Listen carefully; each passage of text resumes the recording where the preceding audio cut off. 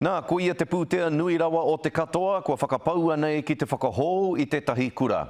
Iwa te kaumā miliona tāra kua whakapaua e te kāwanatanga arā ki te whakatū i ngā whare hou ki te kura o Waiorea.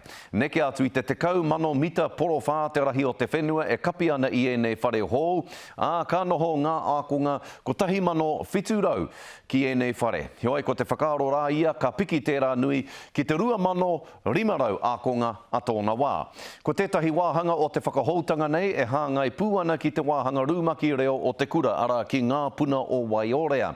Hei tāte o Kiwa McLean, mō kore kia whai whare hou te rūmaki i tēnei te huritau toru te kau o te rūmaki e kia nei ko ngā puna o Waiorea.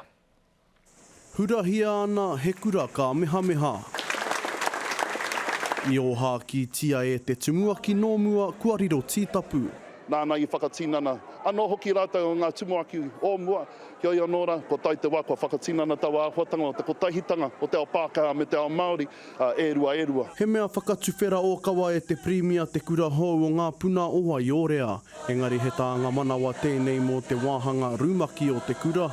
I nārā e hia ke nei ngā tau i kōpā tā rātou noho ki e nei akomanga karukaru ake nei. Ko te mea nui ko te ako, ko te whanaungatanga i wainga i te kaiako me te akonga, ko te mātauranga. Engari nā wēnei momo whare e āhei ana te whakanui, te whakarahi i ngā kakenga o ngā akonga i roto i ngā whiwhinga. Te kaunga o te ako i roto i ēnei momo whare. Haunga tērā he kura angitu tēnei ki te taha mātauranga me te whakai marika a te premier. The governance amongst Māori alongside the Board of Trustees, the fact that now is embedded in your alternative constitution again speaks to why you are such a successful school. And I was just saying to Calvin, you know, the UE rates, the pass rates amongst Māori students is exceptional. E whākatoa ngā whare hou ko te akomanga papatoru e whakamahara ana i te tumuaki nōmua.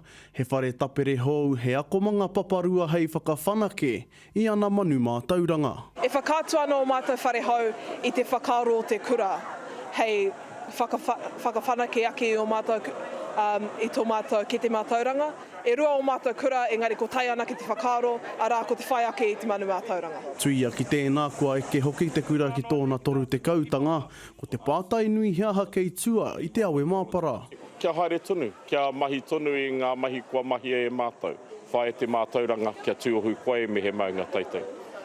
Koe nā te wero tonu kei moa i a tātou. Eke ana te kōrero ko te manu kai te mātauranga, nōna, te ao, te o Kiwa McLean, te karere.